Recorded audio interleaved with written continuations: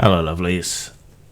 Today we're doing a Know Your Role rather than a review per se. There's a subtle difference. In a review, I'm generally talking about a newer product that's come out somewhat recently, though I'm slow to review, and really kind of talking about it in that context. Whereas a Know Your Role is more that I'm talking about an older game, situating it in context, talking about and around it, not just about the game itself. Not much of a difference, but a little bit of one. So, today we'll be talking about Everway, Visionary Role-Playing, a box set that was put out by Wizards. This is by Jonathan Tweet in a somewhat dull-looking box, unfortunately. Jonathan Tweet, as a game designer, he's almost exactly 10 years older than me, so a lot of his games have had an influence on me because the kind of stuff at his height, I guess, was coming out as I was really getting into my stride, I suppose. And I think a lot of his work has been formative for a lot of designers, even though Tweet's vision has often been quite diluted by the circumstances in which he has been creating, which isn't really the way for Everway. You know, it's actually a horrifying thought. How have I been influencing people 10 years my junior or more? Ugh. So Tweet, he came up alongside Mark Reinhagen and created or helped to create or write a variety of games, which are mostly kind of also-rans, with a couple of massive exceptions. But there's something of a common thread through them. So he helped create and write Ars Magica, Everway, Over the Edge, Talislanta, 3rd edition D&D, 13th Age. You know, it's a pretty good career. But Everway is probably the most indulgent, or perhaps self-indulgent, game, depending how you look at it. He's an atheist like me, but at the same time also shares my fascination with the mystical, the religious, and the occult, despite not believing in any of it. His interest in psychology and sociology probably colours his interpretations a bit more than mine. He's a bit more conciliatory than I am to these things. He's also written games material and other things, which is an idea similar to one I had to help teach kids about evolution, which is fantastic. And he often shares interesting stuff about evolutionary biology, evolutionary psychology, and various aspects of science on his social media, as well as game stuff. I didn't much care for the new Over the Edge. It seemed to lose a lot of what made the original quite vibrant and interesting. But the original is definitely a classic. Now, my games collection is as much an archive as it is something to be played, necessarily. So it felt like Everway had a place here.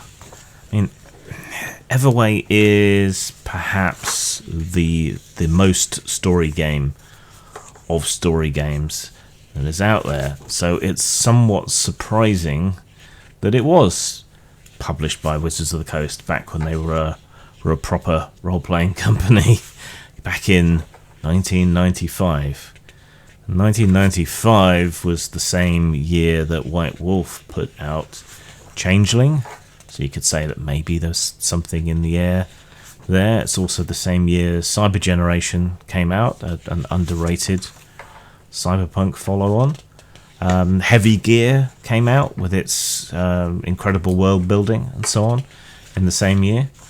And the year following would be the year when Corella's Witchcraft would come out, when Feng Shui would come out, and Dark Ages Vampire. So I think you can see the kind of context in which Everway emerged and what was kind of on people's minds at the time. Though that's also the same year that musically Cotton Eye Joe came out, Shaggy's Mr. Bombastic, Take That's Back for Good, so I'm not sure that any of that's worth too much. But good to know. Everway is the eponymous name of a city in a multiverse.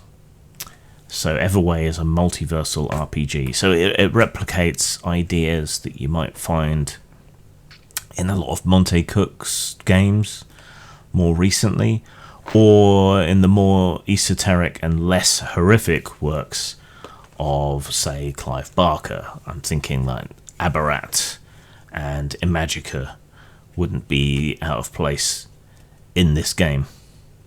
So the central conceits of the game are a quasi-tarot deck called a Fate deck. That's this one.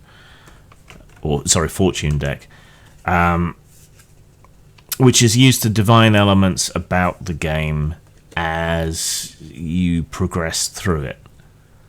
You could easily substitute a tarot deck or any set of oracle cards or methods that you preferred if you wanted to do the same kind of idea but a bit differently. You could, I don't know, cast bones, cast runes.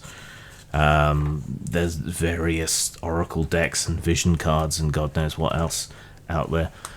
So there's plenty of things you could use in the stead of the things that are actually designed for use with Everway. There's also this deck of vision cards which are meant to provide inspiration and prompts for you as a games master or for interpreting what happens with the players and so on. It's a lot of very dreamlike imagery from a lot of good artists. I think you can see the kind of Magic the Gathering heritage in the production value here. These are square cards, not the rounded edged playing cards that you'd more likely see. Yeah, there's a lot there. It would take a very long time to page through a lot of them. So besides the cards, yeah, and it doesn't use any dice, so it's all done from the cards. But besides the dice, it rests on a threefold model for task resolution. Karma, what your character's stats say that you should be able to do. Drama, what the demands of the story are and what would make the best story. And fortune, which is a divinatory card draw, though there's only 36 cards in this set. If you do want to substitute a tarot deck or something, I would definitely choose one that has illustrations for every card rather than just the coins and cups on the cards. Something where everything is as lavishly illustrated as the major arcana would be best. And so you, as the games master, then combine those three elements to come to a subjective and interpretive decision about what happens when someone tries to do something. So it's a lot of pressure for a games master. You don't have the rules to fall back on to hide from the decisions that you make, which is probably going to make it a fairly soft and forgiving game. So Everway itself is this city that hooks into these many different worlds and acts as a sort of crossroads, giving your characters, your adventurers, your heroes, access to the other realms. When you're creating a hero, for a wishy-washy system, there's quite a lot of points juggling and so on that isn't necessarily going to come into play such a huge amount. Characters are defined somewhat, typically. So you set out a name, a motivation, A character has a virtue, which is based on a draw card of fortune, or you could choose one. They have a fault, which is determined the same way. And they have a fate, which is determined the same way. So those particular cards may have some special meaning for your character, or define these things. You spend points to buy special powers or capabilities. You determine your elements, which are your statistics, which are earth, air, fire, and water, which roughly speaking is physique, intellect, agility, and emotions, respectively, roughly. Several games have done this, and it's fine, it's okay, but it can be hard to remember what the correlation is when you need to figure out what you need to roll, or in this case, determine your karma. From that point, Paul, you can also buy magic. There's group generation stages where you kind of ask questions about each other's characters, but it's not essential. It's just a kind of getting to know each other before the game sort of thing, but for your characters rather than your players. So what do I think of Everway?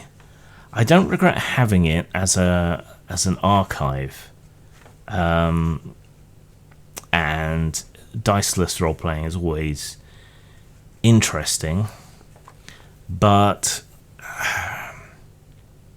comparing this to the Forbidden Lands review that I just did, I mean, this box does have everything you need, though clearly there was space intended to expand on certain other cards and so on, whereas Forbidden Lands doesn't have it. The production quality is good. I mean, the existence of the cards kind of presages the doom that came to Wizards. But I guess they were already tooled up and had the production line for doing that. I think Everway represents a regrettably lost era of experimentation amongst larger companies, and a bit of a first flush of the return of mass commercial appeal. It's a lost era of Wizards having balls. They probably should have brought Tweet back to do Planescape, in my not so humble opinion. But Everway, though it was critically acclaimed, didn't sell very well. Probably due to its esoteric and arbitrary nature, and the box being so drab, if I'm to be honest. Looking back to 1995, when I would have almost bought this the first time, that's just when I was getting onto the internet. And I look at games like this now, with all their physical gubbins, widgets and doobies, and I think, well, okay, but how can I play this game online? How can I play this game online in the world today, with all of these physical bits and bobs? And the fact is, you just can't, really. Less of a problem with Everway, because the games master generally remains in control of all the cards and so on, which is okay. But then I look at other games with lots of gubbins, widgets, doobies, special dice, all the rest of it. If you're not playing in person, which regretfully many of us barely get to do anymore, that creates all sorts of problems for playing. So the physical doodads get in the way. It's not so true of Everway, but that's where the train of thought took me. It's an interesting experiment in story-led gaming, but does it work? If a character is to fail, it doesn't come from impassive chance. It comes from the arbitrary decision-making process of the games master, and there are no rules to hide behind, which I don't think works particularly well in play. This is a story game much more than it is a role-playing game, for all that it has more trappings of a traditional role-playing game in some ways than other story-type games do. I mean, don't get me wrong, it's still preferable to something like Apocalypse World, but it's a story generator. That said, the advice on how to interpret and incorporate cards and the karma, drama, fortune idea is something that could probably do with being brought back. Style, in context, for the time, the colourful cards, the unusual format books being in a box. The only problem with the box is the art is rubbish. So I would give it a 4 out of 5 for style. It's in the writing as well. In terms of substance, it's mushy. I think this is a problem that a lot of multiversal games have, is what's the hook? What can you pin down? If you can do everything, how do you choose what worlds you explore and so on? It could do with being a bit more definitive. And because so much relies on interpretation, there isn't a lot that can be really defined in the game, and so the substance suffers for that. So I would give it a 3 out of 5 for substance. So that's 7 out of 10, 3.5 out of 5. It's interesting, as the whole of Tweet's work is, honestly, outside of this more conventional D&D work.